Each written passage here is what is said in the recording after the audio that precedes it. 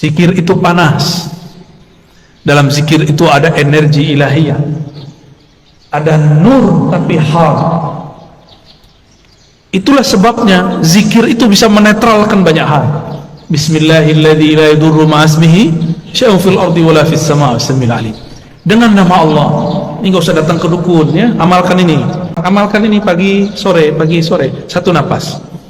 Bismillahilladzi la yadurru ma'asmihi syai'un fil ardi wala fis sama'i wa huwas sami'ul 'alim. Ini langsung turun dari langit.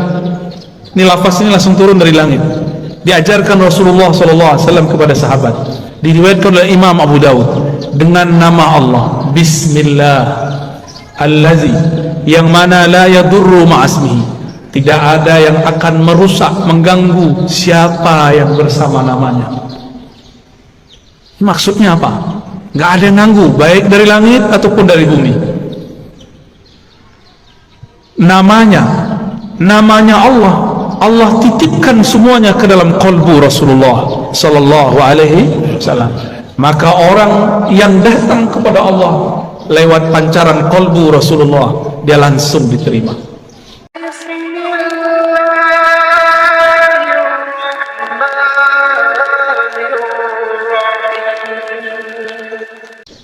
Ibu Bupati dan Bapak Wakil yang dimuliakan Allah, betapa senangnya kita umaranya ikut ngaji.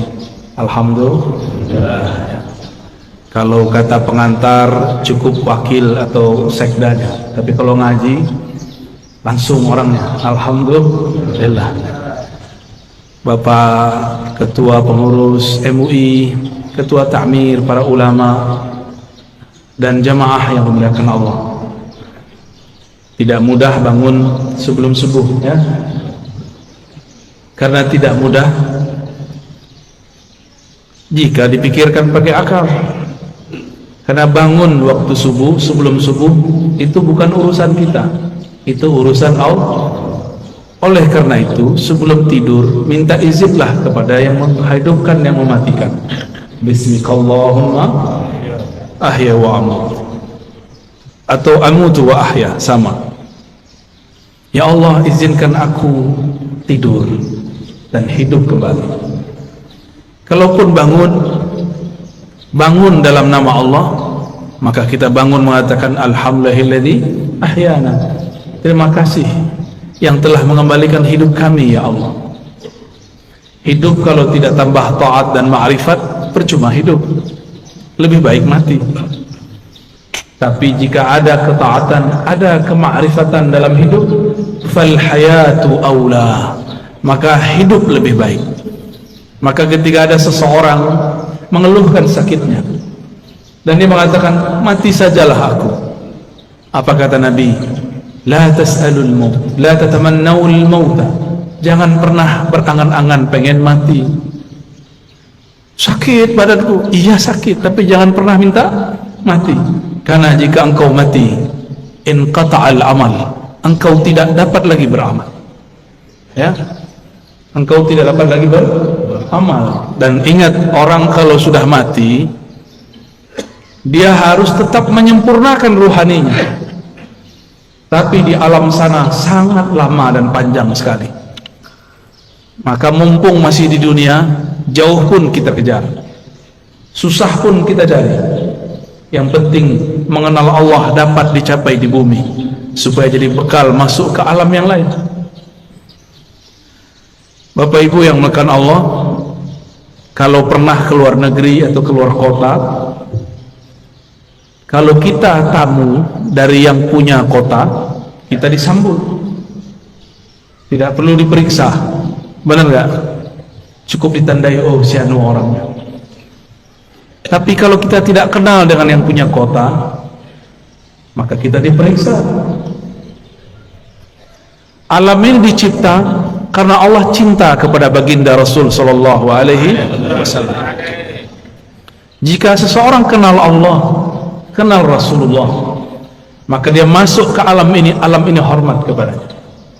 Dia masuk ke alam barzakh, yang jaga alam barzakh pun respect kepadanya. Jika dia masuk padang mahsyar, maka yang di padang mahsyar pun melindunginya. Kita mau datang ke satu tempat, kenal penguasanya, dijaga tidak? Dijaga. Yang jadi raja, pemimpin di alam semesta, itulah baginda Rasul sallallahu alaihi wasallam. Beliau bergerak sayyidul alamin, penghulu alam semesta. Apabila saya kenal Rasulullah sallallahu alaihi wasallam, maka ketika di alam barzakh Rasulullah lah yang menyambut. Tapi kalau kenalnya baru imam, lumayan, imam itu nanti yang akan sambut. Kalau kenal Allah, pasti kenal Rasulullah. Tidak ada orang kenal Allah kecuali lewat pintu Rasulullah. Maka ma'rifat mengenal ada dua jalur. Ada ma'rifat Muhammadi, mengenal dengan jalur Nabi Muhammad. Ada ma'rifat Azaziliyah, Iblisiyah. Ada mengenal jalur iblis. Kenal juga, tapi kenal dengan cara yang tidak benar. Allah Subhanahu wa ta'ala mengatakan, Qul in kuntum tuhibbunallah fattabi'un. Katakanlah, jika engkau betul cinta kepada Allah, maka ikutilah jalanku, ikutilah aku, ikuti Rasulullah sallallahu alaihi wasallam. Maka banyaklah kelompok yang mengaku dialah yang paling ikut Rasulullah sallallahu alaihi wasallam. Yang diikut bukan model baju, yang diikut akhlak yang punya baju. Kalau model baju berubah-ubah berzaman, ini bajunya kurang sunnah nih sebagiannya. Rasulullah itu suka pakai baju impor. Percaya tak? Baca Sahih Bukhari, Rasulullah selalu pakai baju dari luar negeri, dari Bahrain, beliau tinggal di Madinah, dari Persia, dari Romawi, dari Yaman, dari Mesir, dari Syam, selalu memakai pakaian dari luar. Ada yang beliau beli, ada yang dibelikan, tapi lebih banyak dibelikan orang, ya. Karena setiap kali ada orang datang, kasih beliau sallallahu alaihi wasallam hadiah. Bahkan dalam hadis yang sangat masyhur, ada seseorang memberi hadiah kepada Nabi sallallahu alaihi wasallam. Baru saja dipakai, tiba-tiba ada yang angkat tangan, wahai Rasulullah, demi Allah, berilah aku jubah yang kau pakai. Hadis riwayat Imam Muslim. Rasulullah tolak. Rasulullah itu Abul Arwah, Abul Alamin, bapaknya alam semesta. Karena beliaulah alam ini Allah cipta. Maka jika ada anak-anaknya minta, tidak mungkin beliau tolak. Bukan saja manusia, semua yang di alam ini meminta, pasti beliau terima. Maka beliau mengatakan, baik, diamlah sebentar, biar aku pakai dulu, biar senang dulu yang memberi. Kira-kira begitu kalau dia maknai. Nabi mengatakan, diam sejenak, aku pakai dulu. Dipakai sebentar, berpindahlah keharuman beliau sebagian kepada jubah itu. Baru beliau memberikan kepada orang itu. Tapi setelah itu ribut, sahabat-sahabat marah kepada yang meminta. Tapi apa kata yang meminta? Tahukah kalian untuk apa aku meminta ini? Aku meminta jubah Rasulullah untuk menjadi kain kafanku jika aku masuk kubur. Jadi beliau ingin dapat bau Rasulullah sallallahu alaihi wasallam. Keharuman Nabi tercium sampai ke langit. Beliau baru lahir disambut oleh semua malaikat. Beliau bagi main-main diinteli, disorot oleh malaikat-malaikat. Mereka ingin pastikan, inikah orang yang harum itu? Begitulah kata Jabir ibn Samurah, Anas bin Malik, dan sahabat-sahabat yang lain.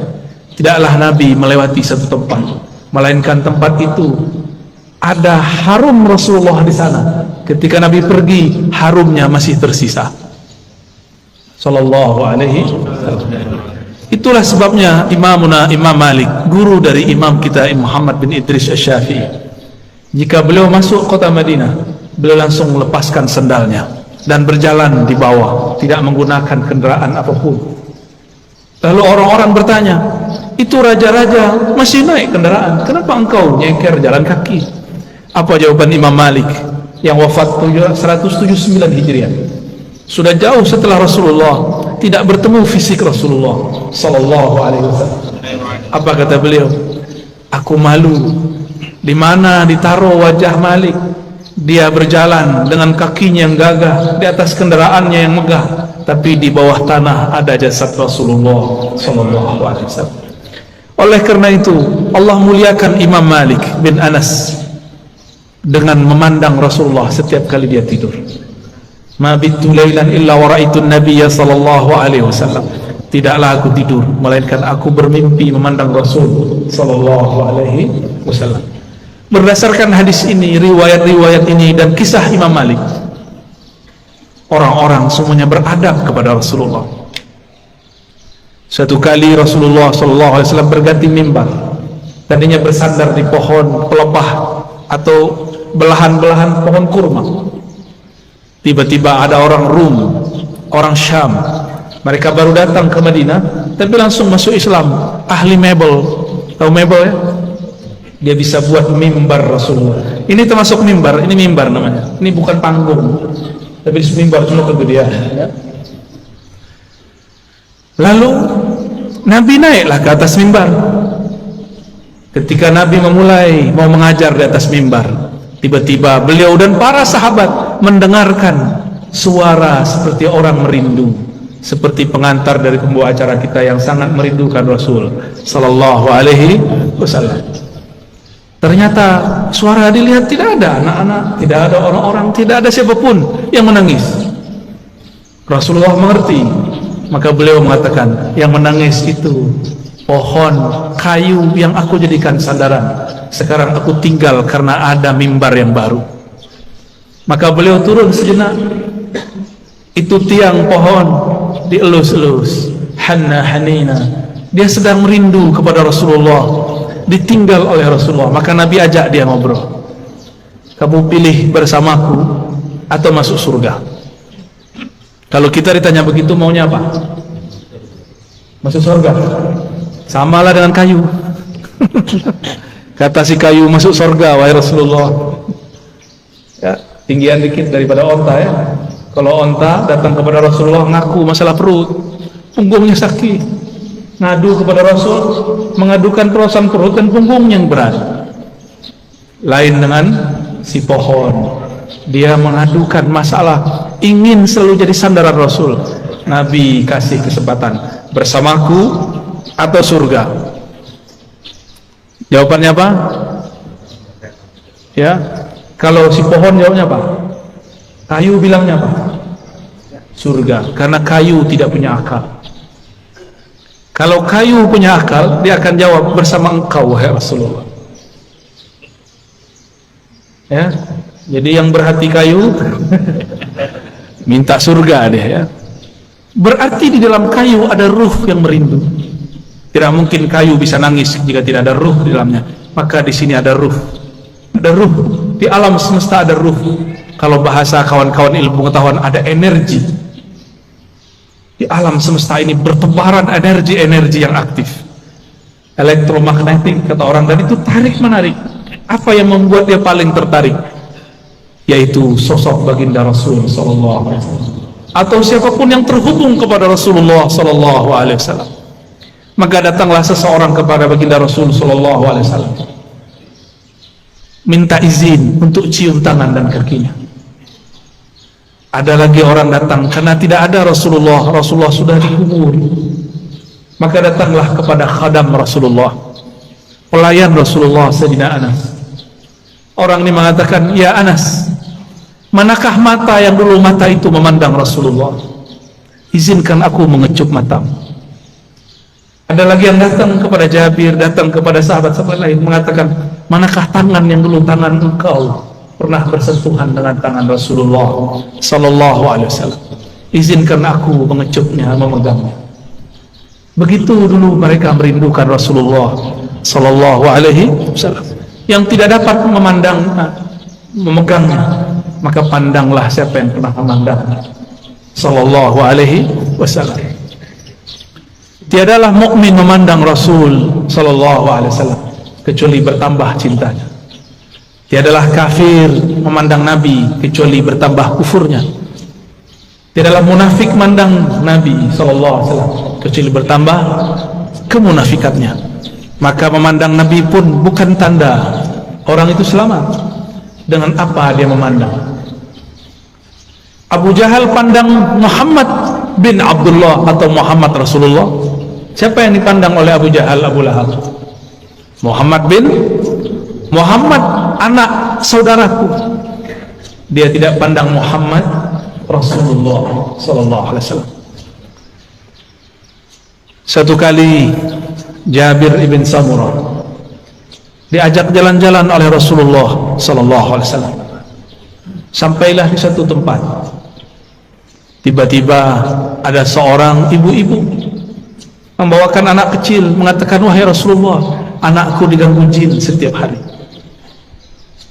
Lalu Nabi cukup pegang dada itu si anak, ditepuk-tepuk. "Wahai musuh Allah, keluarlah. Ya aduwallah, ukhruj." Cuma begitu beliau meruqyah, keluar itu setan. Kalau kita sudah baca Al-Baqarah, sudah khatam, enggak keluar-keluar jinnya. Ya, wahai, belum baca ayat kursi. Apa yang salah? Bukan ayat kursinya kurang sakti, kau kurang yakin. Ya. Itu masalahnya. Rasulullah SAW sumber keyakinan, maka tidak perlu baca-baca. Beliaulah Al-Quran yang berjalan. Ketika Sayyidah Aisyah mengatakan akhlaknya Rasulullah adalah Quran, berarti Rasulullahnya apa?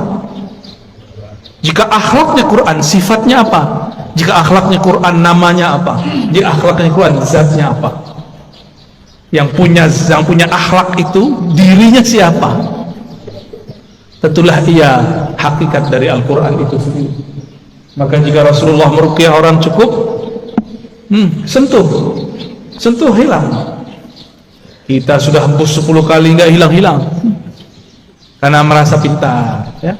Tidak melalui Rasulullah Sallallahu Alaihi Wasallam. Dulu ada makhluk paling hebat di langit dan kemudian menjadi penguasa surga. Dia bergelar Harisul Jannah atau Khazinul Jannah, pemegang kunci surga.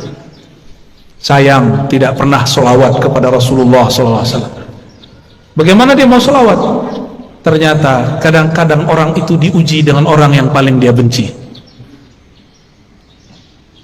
Iblis diuji untuk solawat kepada makhluk keturunan dari orang yang dia paling benci. Siapa yang paling dia benci? Nabi Adam. Nabi Adam punya keturunan namanya Muhammad bin Adam. Masih ingat kisah Nabi Musa didatangi iblis? Ya. Apa kata si iblis? Musa, aku mau taubat nih. Jadi iblis pernah sadar sebentar, ya. Itu sadarnya iblis pertama kali. Mus, mau taubat nih gimana nih? Apa kata Nabi Musa? Oh gampang. Nih saya tunjukin jalannya. Dulu perintah yang disuruh kepada engkau masih berlaku. Apa itu? Sujudlah kepada Adam. Tuh, saya tunjukkan itu kuburnya. Sujudlah kepadanya. Iblis matanya langsung nyala. Dia bentak Nabi Musa. Musa, engkau main-main. Dia hidup pun aku tidak sujud, apalagi sudah bau tanah. Tambah sombongnya. Maka tidaklah setiap hari memandang iblis kepada kekasih Allah kecuali bertambah kekufurannya. Aba wastakbara wa kana minal kafirin. Enggan, sombong, dan dia selalu kafir. Maka kana di situ bahasa Arab yadullu ala tsubut wal dawam, menunjukkan itu tetap dan selalu begitu. Maka kana tidak berarti selalu pasti, dia telah, tapi dia selalu. Maka jika ada orang yang cuma mengajarkan zikir, hati-hati, pasti sesat. Pasti sesat. Zikir itu panas.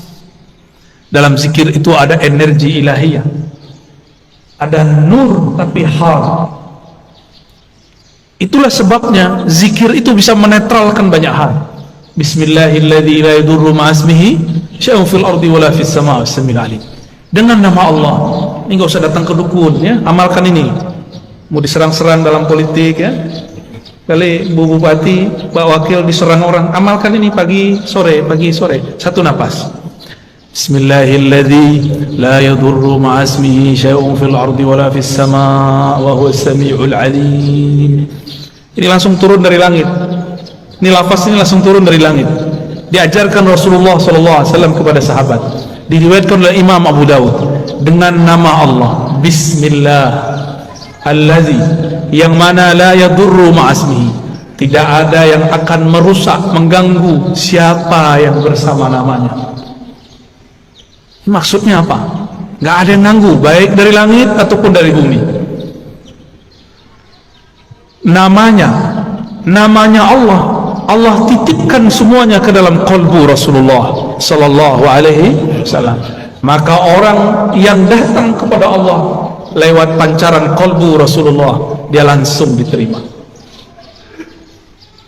Kalau saya masuk kantor Bu Bupati, bawa surat sakti dari Bu Bupati, diterima nggak? Diterima.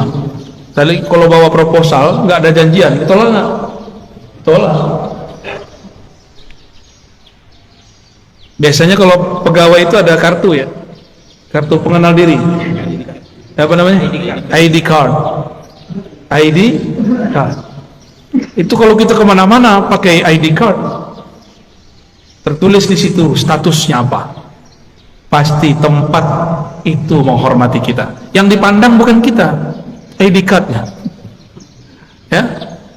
Siapa yang membawa nama Allah, siapa yang bersama Rasulullah, maka dia akan dihormati di mana saja. Imam Ahmad bin Hanbal dilecehkan oleh Al-Ghujur, ditelanjangi Pak. Itu Imam Ahmad bicara kepada sarungnya, wahai sarungku, tutuplah auratku, takutlah kepada Allah, engkau mempermalukan aku. Langsung naik itu, diturunin lagi oleh Al-Ghujur, enggak turun-turun. Al-Ghujurnya takut. Mulai Al-Ghujurnya takut Pak. Ayah Buya Hamka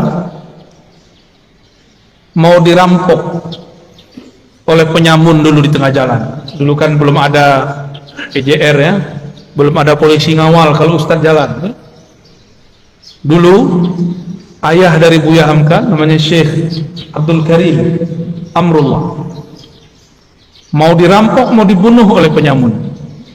Terus beliau bilang, tunggu sebentar, saya baca surat Yasin dulu. Yasin. Yasin itu nama siapa? Nama Rasulullah SAW. Terus ada teknik membacanya. Selesai baca Yasin, itu orang sudah sujud-sujud.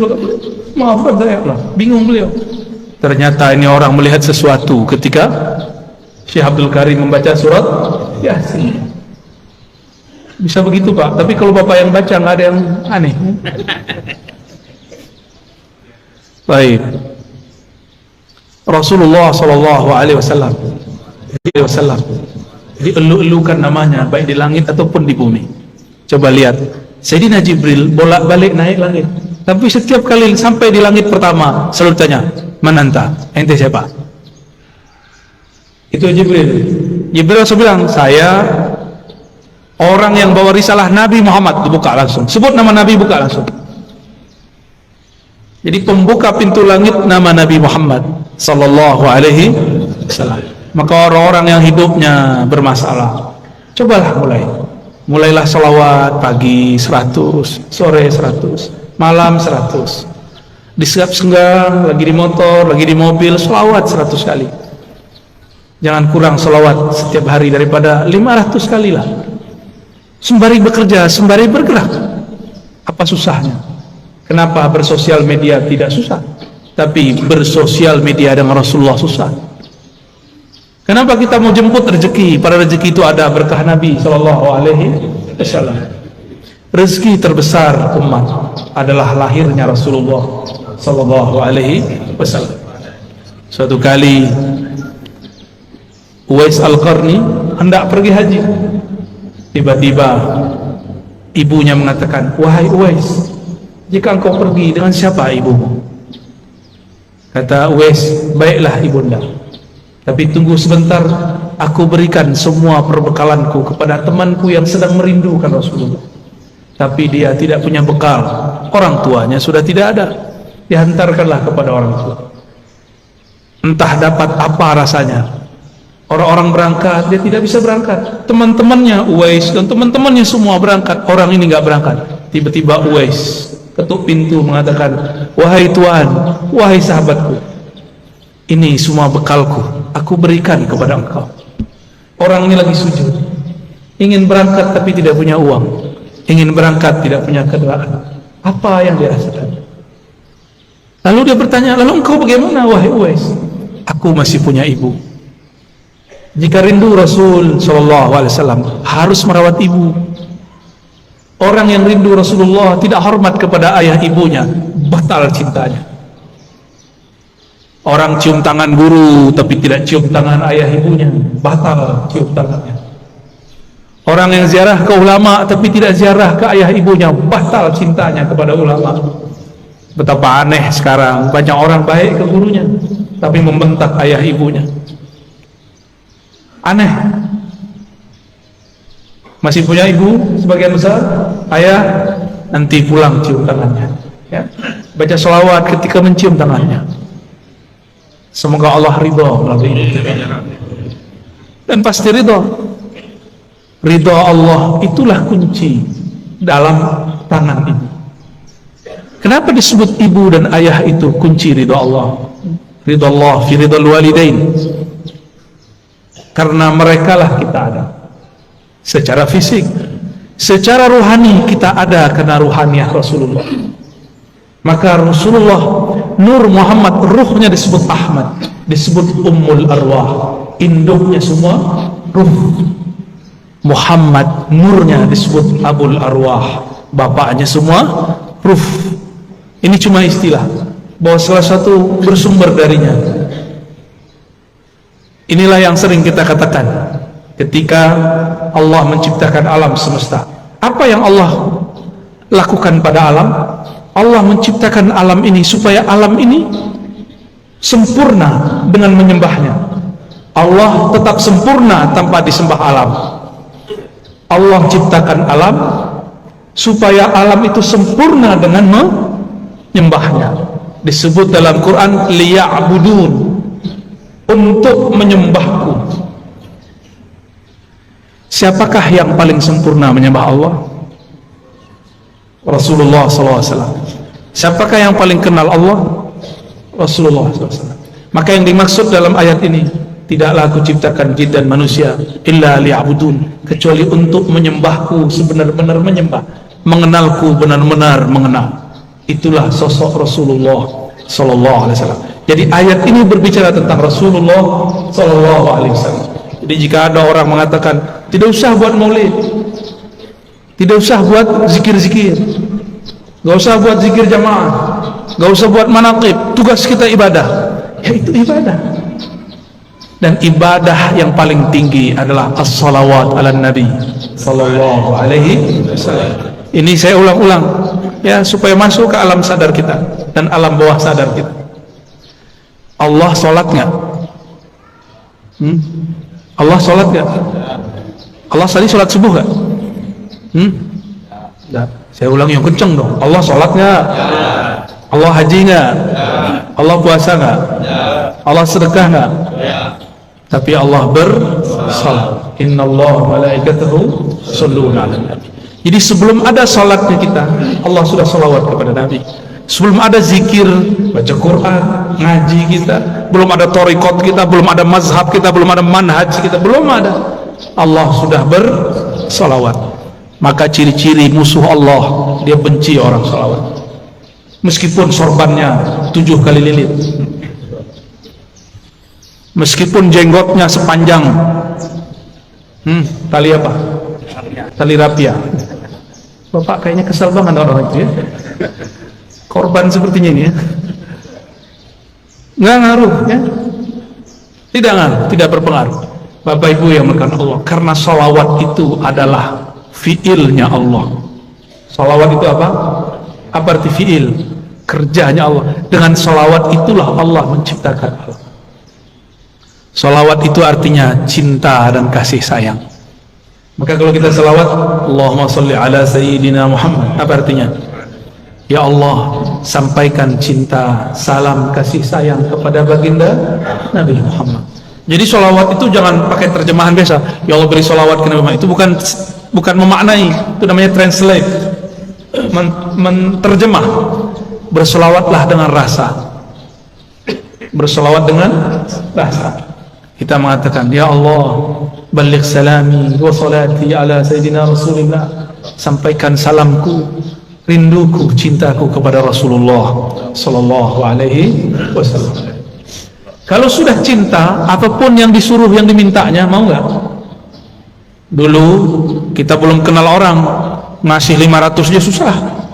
Sekarang sudah jadi pasangan, mau dia minta 5M, kalau ada kita kasih, kalau nggak ada sholawat. Jamaah subuh yang diberkahi Allah, bahkan subuh ini ada karena sholawat kepada Rasulullah sallallahu alaihi wasallam. Was-subhi idza tanaffas, begitu ayatnya, demi waktu subuh yang berhembus, yang bernafas. Jika Allah tidak bernafas dengan salawatnya, maka bunyi nafasnya Allah salawat kepada Rasulullah sallallahu alaihi wasallam. Maka niatkan hidup ini untuk bersalawat kepada Rasulullah. Inilah yang disebut takhallaqu bi akhlaqillah. Tirulah fiil-fiilnya Allah, tirulah akhlaknya Allah. Allah itu mencipta alam dengan adab salawatnya karena cinta kepada Rasulnya.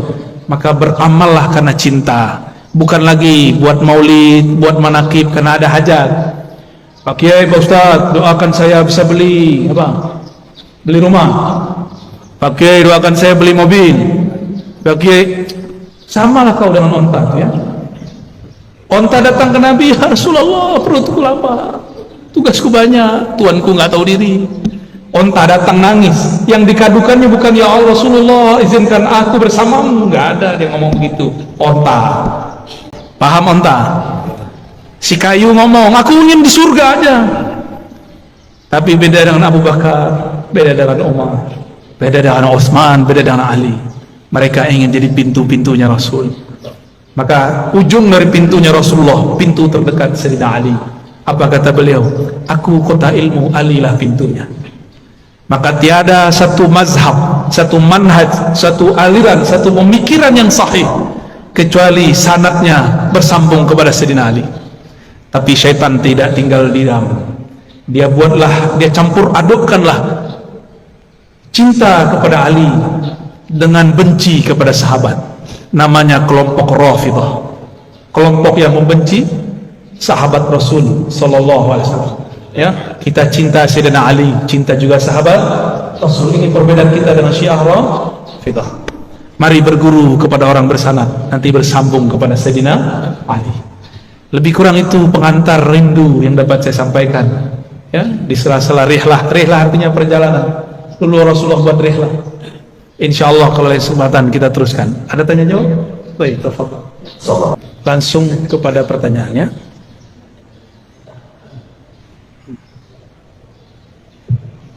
Assalamualaikum warahmatullahi wabarakatuh. Assalamualaikum.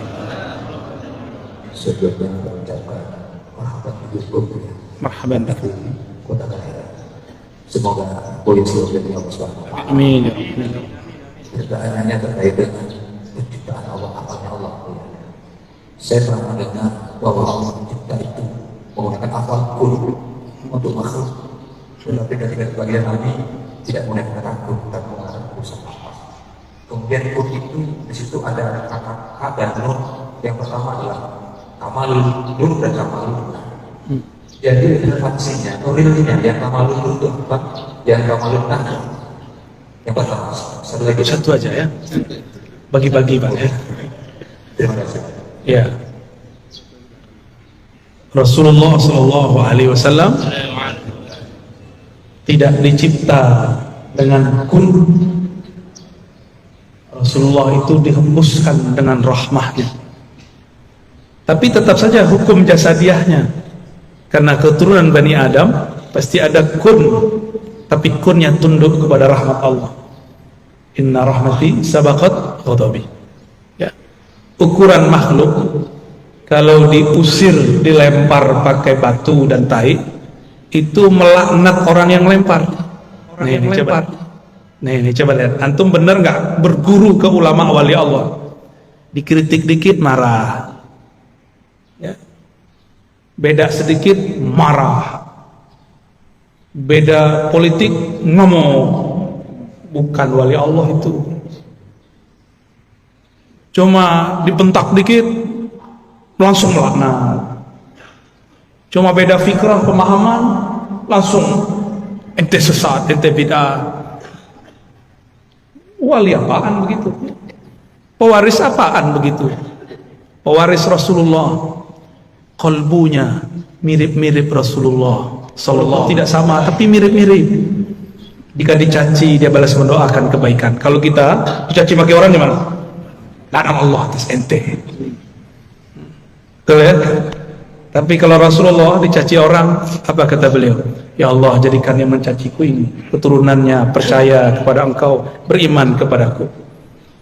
Beda dengan Nabi Nuh. Nabi Nuh udah capek dakwah 900 tahun. Antum baru ngomong 9 menit ke anak udah marah-marah ya.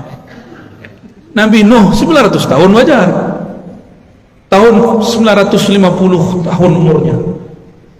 Beliau sudah capek. Takdirnya berjalan begitu. Beliau berdoa, ya Rabb, tolong hancurkan umatku, karena kalau mereka punya keturunannya pasti kafir. Nabi Nuh ini dosa adab, tapi ini bukan dosa, wajar, sudah 900 tahun, tapi bagi Nabi ini dosa. Belum terjadi dia sudah berburuk sangka, ya Allah kalau mereka jadi pasti kafir. Itu masalah Nabi Nuh. Masalah siapa? Nabi Nuh. Jangan ulangi kesalahan itu. Baca surat Nuh ya. Di surat Hud lain lagi ya Pak Hud ya. Surat Nuh baca cuma dua halaman, gak sampai. Pelajaran besar. Karena nabi-nabi pun tidak sesempurna Nabi Muhammad SAW. Yang sempurna rahmatnya bulat turun itu ke Nabi Muhammad SAW. Maka siapa yang jadi pewaris Nabi Muhammad pasti kalbunya dipenuhi rahmah, gak ada benci ya. Ini orasi dikit benci, gak ada kebencian. Tegas boleh ya. Saya kalau tegas-tegasan mungkin bapak kabur juga kali ya, kebakar semua paling. Kita tahan energi ini. Jangan sampai energi semangat ini keluar luber sebelum saatnya. Rasulullah itu kalau perang Pak, perang itu nggak perlu dijaga, walaupun tetap ada yang jaga. Ada sahabat Nabi, kakinya itu betis yang kekar itu belah dua oleh tombak, kena tombak. Datang kepada Rasulullah. Datang kepada Rasul, darah mengalir deras. Nabi cuma bilang bismillah, sembuh. Jadi Nabi itu giginya ompong, itu perlu dipertanyakan riwayatnya, maksudnya apa itu? Ini sekedar menunjukkan sisi manusiawinya. Nabi lagi sandiwara sebenarnya. Nabi ini suka begitu. Nabi itu orang yang paling pintar memerankan kelemahan, karena kunci-kunci ada pada dia. Orang yang punya aset-aset hebat tidak mungkin sombong karena khawatir nanti ketahuan. Kata Rasulullah, inni khabba'tu du'ai. Setiap nabi punya doa mustajab, tapi aku inni khabba'tu du'ai da'wati. Aku simpen doaku itu. Rasulullah ternyata enggak keluarkan di sini, keluarkan nanti di hari kiamat. Doa yang harusnya jatah Rasulullah di sini beliau simpan nanti untuk kita di akhirat. Beliau tidak egois, maka ulama pewaris Rasulullah tidak egois. Jika ada yang nyerang dia tidak ngamuk. Bapak bid'ahkan saja. Bapak kata-katakan saya sesat, katakan saja. Saya tidak akan balas dengan kata-kata yang sama. Saya malu kepada Rasulullah Sallallahu Alaihi Wasallam. Maka saya mengajak kepada para kiai, para ulama, habaib, malulah kepada Rasulmu, malulah kepada kakekmu. Kakekmu tidak emosional, kok engkau emosional? Kakekmu penuh dengan kasih sayang, kok engkau penuh dengan kebencian? Berdakwahlah dengan manhaj kakekmu, bermazhablah dengan mazhab qalbu beliau, mazhabur rahmah. Maka bernamalah Rasulullah rahmatan lil, rahmat bagi alam. Bahkan orang kafir pun dapat rahmat Nabi, apalagi orang yang percaya. Jadi musuh kita nanti bukan di luar Pak. Dajjal itu gampang bagi Imam Mahdi. Musuh kita paling berat sesama muslim saling mengkafirkan, sesama muslim saling benci. Maka Nabi mengatakan, bukan Dajjal yang aku khawatirkan, tapi kalian sesama kalian itu yang aku khawatirkan. Itulah yang Nabi baca di takdir kun Kamal nur, kamal nar, ada dua-duanya Pak. Meleset dikit jadi nar. Nar itu membakar, nur itu menerangi. Di dalam diri semuanya ada. Di dalam diri kita ini ada nuskhoh nuriyah, ada nuskhoh nariyah. Dalam diri kita ini ada lembaran cahaya, ada lembaran api. Kita mau pakai yang mana? Jadi kita ini berlawanan, terus melawan itu. Inilah maksud Nabi SAW mengatakan, inna a'daikum ma baina janbai. Ya. Dosamu yang paling besar, bukan dosa musuhmu yang paling gawat, bukan Dajjal, bukan iblis, tapi yang ada di dalam dirimu. Ulama kalau ego pakai ayat, politisi kalau sudah ego manfaatkan ahli ayat. Ya, saya yakin bupati dan wakil jauh dari itu ya. Amin ya rabbal alamin. Udah itu dulu ya. Satu. Ya. Siapa? Ibu-ibu ada? Ada. Bismillahirrahmanirrahim. Assalamualaikum warahmatullahi wabarakatuh. Allahumma ya salli ala Muhammad. Allahumma ya salli ala Muhammad. Allahumma ya salli ala Muhammad dari Ahmad. Amin. Alhamdulillah malam hari ini pada subuh hari ini kita bisa bersama ya. Langsung saja pertanyaannya ya tentang masalah arwah. Kalau nantinya ini kita mempunyai bapak jasmani kita ya, kalau kita rindu berkasih sayang atau kasih dia mudah untuk menemuinya. Lalu bagaimana akses kita untuk menemui atau berkasih sayang atau merindu dengan arwah kita? Ya. Baik. Demikian. Assalamualaikum warahmatullahi wabarakatuh. Salam. Caranya dengan hadis Nabi, tuba liman ra'ani wa liman ra'aman ra'aman ra'aman ra'aman ra'ami 1000 kali. Kalau Nabi mau, Nabi teruskan sampai 1000 kali. Beruntung yang memandangku, beriman kepadaku, atau yang memandang orang memandangku, atau yang memandang dia, yang memandang dia, yang memandang dia, yang memandang dia. Yang enggak bertemu sahabat Nabi, bertemu murid Nabi. Yang enggak bertemu muridnya sahabat Nabi, bertemu muridnya lagi, begitulah. Jadi cara paling mudah, jangan jauh-jauh dari orang bersanad. Jangan hanya bernasab. Nabi Nuh pun punya anak yang durhaka kepada beliau. Kalau cuma nasab gak cukup, harus nasaban wasanadan. Nasabnya nyambung, oke. Yang paling penting lebih sambung adalah sahabat ilmunya kepada Rasulullah SAW. Maka ada namanya Abul Ulum, bapak pengetahuan, itu Sayyidina Ali. Carilah orang-orang yang terhubung ilmunya kepada imam-imam mazhab, karena semua imam mazhab terhubung kepada Sayyidina Ali. Jika ada mazhab tidak terhubung kepada Sayyidina Ali, hilang.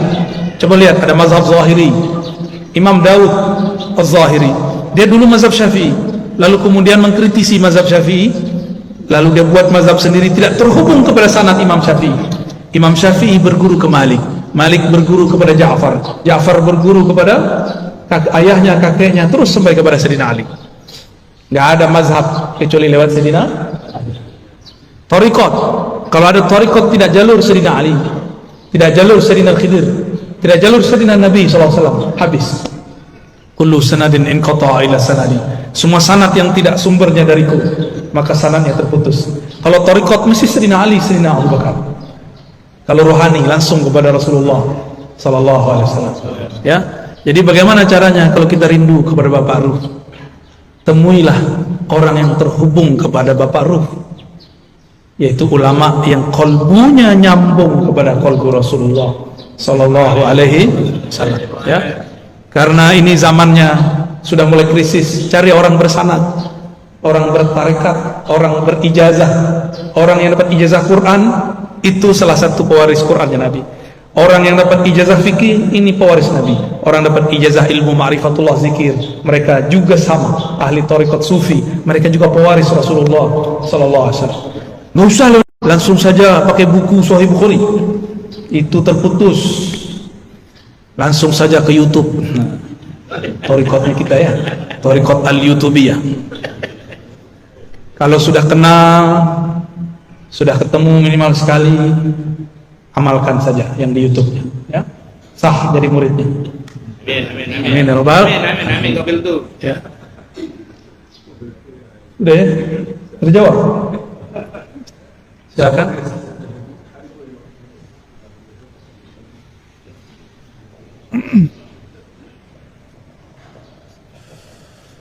Assalamualaikum warahmatullahi wabarakatuh. Buya yang kami hormati dan kami muliakan karena Allah. Saya seorang ibu sebagai tidak perempuan ingin bertanya. Seorang kaum wanita ini nafsunya lebih banyak daripada kaum pria. Sedangkan pria itu 9, satu sedangkan wanita itu 9. Bagaimana cara untuk menyikapi nafsu yang terlalu untuk wanita ini supaya kalbunya bersih? Aku jaga dan terima kasih sejagat. Jangan salah paham. Nafsu di situ syahwat ya, bukan syahwat itu artinya keinginan rendah. Dunia, angan-angan perempuan terhadap fulus lebih kencang dari laki-laki. Benar ya? Itu maksudnya, jangan salah paham Pak. Ibu itu nggak nafsu sama bapak. Begitu juga kalau sudah senang dengan lawan jenis. Maka si perempuan seperti terjadi di zaman Nabiullah Yusuf. Ya, Nabi ucup kata orang ya. Itu Zulaikha diisukan. Ah, Zulaikha cemen. Masa tergoda dengan pelayannya sendiri. Zulaikha panas telinganya. Kalian belum tahu siapa yang aku suka ya. Ya udah, dibuat arisan emak-emak. Tapi ini mak-mak pejabat, karena Zulaikha istri seorang menteri. Maka istri-istri menteri-menteri yang suka gosip, ini memang dari dulu yang suka ngegosip. Itu adalah ummahat, emak. Ada emak yang belum jadi punya anak, belum punya bapak, itu sama aja ya. Dari dulu udah begitu. Itu nafsu juga, nafsu ngomong. Jadi ibu-ibu nih, bapak-bapak hati-hati. Ibu-ibu ini kalau sudah curhat kepada selain kita, berarti kita ini nggak pernah mau dengerin mereka. Itu bagian dari nafsu. Maka kalau pulang dengerin istri curhat, ya, mau bapak-bapak. Itu bagian dari nafsu yang disebut tadi. Bukan hanya nafsu seksual, bukan. Nafsu ingin didengar, pengen tahu suaminya ngapain, pengen tahu isi dompetnya berapa, ya, supaya nggak khawatir. Gitu. Pengen tahu transfer kemana aja, ya. Takut ada transferan ke ujung sana, gitu. Itu Zulaikha kumpulkan ibu-ibu cantik-cantik bukan main, suaminya juga gagah-gagah, tapi perutnya lebih gagah dari mukanya. Biasa istri pejabat ya, suami-suaminya udah kayak kita Pak, ada kemajuan perut ya, betul ya. Ya alhamdulillah, tanda lumayan makannya enak ya, menghibur diri Pak. Aslinya malu gitu nih ya. Saya agak tinggian dikit jadi gak ketahuan, aslinya lumayan. Ketika ibu-ibu sedang asik memotong apel, memotong buah-buah segar dari tepian kebun-kebun Sungai Nil, disuruhlah sang ganteng abadi. Ucup, cup, sini cup, anterin dong, minta dianterin makanan. Jalanlah Nabi Yusuf yang tadi sedang motong-motong, nggak sadar. Mereka tidak motong tangan, tapi kegores berdarah tangannya, dia nggak sadar. Sudah berdarah dia nggak sadar. Itu debus paling hebat itu ya. Ibu-ibu ini usah belajar debus, pandang aja orang cakep ya. Tiba-tiba Nabi Yusuf dipanggil, mereka semuanya terkagum. Apa kata mereka? Ya Rob, ini bukan manusia, ini malaikat. Jadi mereka bilang ini bukan manusia. Emang ada malaikat begitu? Enggak, itu ya manusia, Nabi Yusuf alaihissalam. Wah, makanya jangan ganteng-ganteng amat Pak, repot ya. Jadi mukanya nggak usah dikasih apa namanya, pembersih itu, udah begitu aja lah. Laku. Ibu-ibu tuh baru perlu tuh ya pembersih, bedak, nggak apa-apa. Kalau kita nggak usah. Nabi Yusuf wajahnya lebih cantik daripada perempuan, lebih gagah dari panglima. Dilihat gagahnya gagah, dilihat halus lembutnya sangat lembut. Sampai satu ruas itu mereka, satu ruas di wajahnya mereka mengatakan, Tapi kata Rasulullah SAW, Jamal Yusuf nisfu jamali. Makanya ada lagunya, ya Jamal, ya gimana lagunya? Ya Jamal, ya Jamal. Aduh susah ya. Jamal lo. Artinya apa? Gagahnya Nabi Yusuf baru separuh gagah. Tapi Nabi Muhammad sembunyikan gagahnya itu dalam tubuh Muhammad bin Abdullah. Karena kalau dibuka, Nabi Yusuf kalau berdiri, ibu-ibu lupa diri. Nabi Daud jika bernyanyi, burung pun lupa nafas. Nabi Daud tuh kalau udah zikir 3 hari bisa nggak makan minum. Burung yang tadi mau berangkat, karena burung ini nggak punya tabungan, maka si burung dia lemas, dia tidak sadar dia sudah mati dalam mendengarkan kalam-kalam yang dibaca Sayyidina Daud. Begitu juga kalau Nabi Yusuf lama-lama berdiri di situ, bisa-bisa benar-benar putus tangan ibu-ibu itu. Yaqta'na aydiyahunna, hampir-hampir saja mereka memotong jari-jarinya. Untung Nabi Yusuf disuruh lewat lagi, terus biar aku saja yang menikmati wajahmu, kata Zulaikha. Lalu Zulaikha mengatakan, lihat tangan kalian. Kagetlah mereka, tangannya sudah berdarah-darah tapi tidak terasa sakitnya. Begitulah kalau melihat sang kekasih yang hakiki, sakit pun kita jalani, benar kan? Itulah kata mak-mak dulu, yang penting sama kamu, jual gorengan juga nggak apa-apa, yang penting sama kamu walaupun hidup susah. Suaminya ngomong gitu, siap hidup susah nggak? Seharusnya ibu-ibu jangan begitu, ya. Bapak-bapaknya disuruh ngomong, siap hidup enak nggak? Bisa gitu nggak? Gak ada ngomong gitu, Pak. Bilangnya selalu siap hidup, seharusnya bukan begitu. Siap membersamaiku, susah senang, itu baru suami keren, Pak. Masa hidup ngajak susah? Ya, jadi kalau bapak-bapak ini mau menikah lagi, ngomongnya gimana? Gimana ngomongnya? Siap hidup bersamaku, senang ataupun susah, berjuang bersama. Begitu. Sok-sok bisa berjuang lagi susah, ya. Paling juga cerai. Jika Nabi Muhammad tampilkan semua keindahannya, maka tiada sahabat yang berani berjalan di depan Nabi, hidup makan depan Nabi, nggak ada yang berani. Imam Malik dibukakan Allah rahasia Nabi, nggak berani jalan pakai sandal, nggak berani jalan pakai onta, pakai kuda. Imam Malik.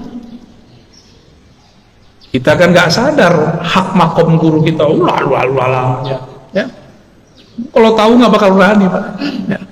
Guru-guru kita itu disegani di langit sana. Cuma kalau dia kata-katanya kasar, dibenci di langit sana. Orang yang paling disayangi di langit, orang yang paling sayang di bumi. Ar-Rahimun yarhamuhum Ar-Rahman.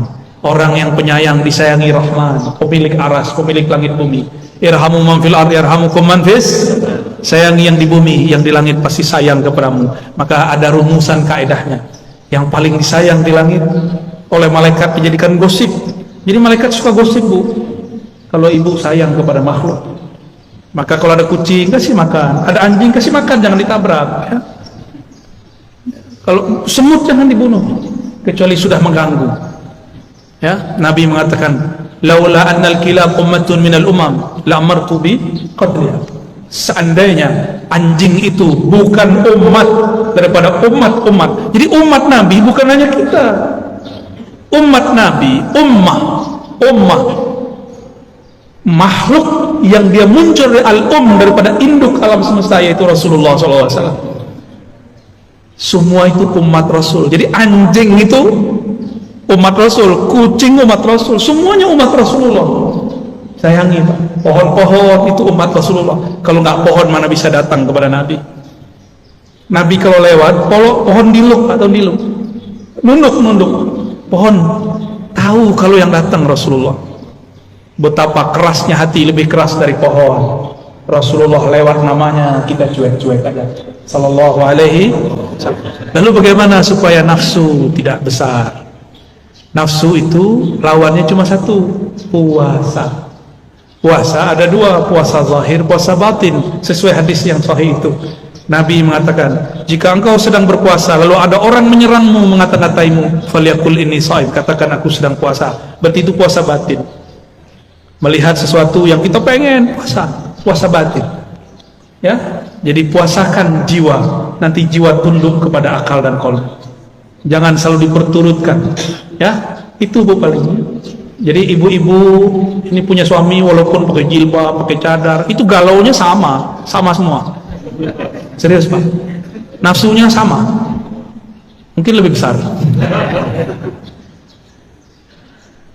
Kolbunya harus bergantung kepada Allah, cintanya harus lewat Rasulullah. Banyak-banyak sholawat di rumah, undang nur Rasulullah ke rumah, insya Allah kolbunya lebih sejuk. Ya, karena alam ini kalau tidak ada nama Nabi itu gak beres. Maka masalah apa aja dimasukkan sholawat beres. Ada masalah, minta kepada Allah, ya Allah, hambamu sedang masalah. Bukan masalah ini ingin diselesaikan ya Allah, tapi aku khawatir jika masalah ini tidak selesai, kolbuku terganggu mengingat engkau, terganggu bersalawat kepada Rasul engkau. Maka kita minta rezeki bukan karena rezekinya, supaya kita tambah dekat kepada yang memberi rezeki. Kita ini pengen ditunaikan hajat bukan karena si hajat itu, tapi supaya mudah bersalawat kepada Rasul sallallahu alaihi wasallam. Mari kita doa dan minta kepada Allah melalui kemuliaan Rasulullah SAW. Al-Fatihah. Ya Rabbi. Sallallahu Allahumma ya Rahman Rahim ya Karim salli ala Sayyidina Muhammad. Allahumma ya Ahad salli ala. Ya Allah, sampaikan salam kami, salam rindu kami kepada Nabi Muhammad sallallahu alaihi wasallam. Allahumma balligh salamana wa tahiyyatana wa ashwaqana ila nabiyyina Muhammad sallallahu alaihi wasallam. Ya Allah, rindu kami, jadikan rindu kami kepada Nabi Muhammad sallallahu alaihi wasallam.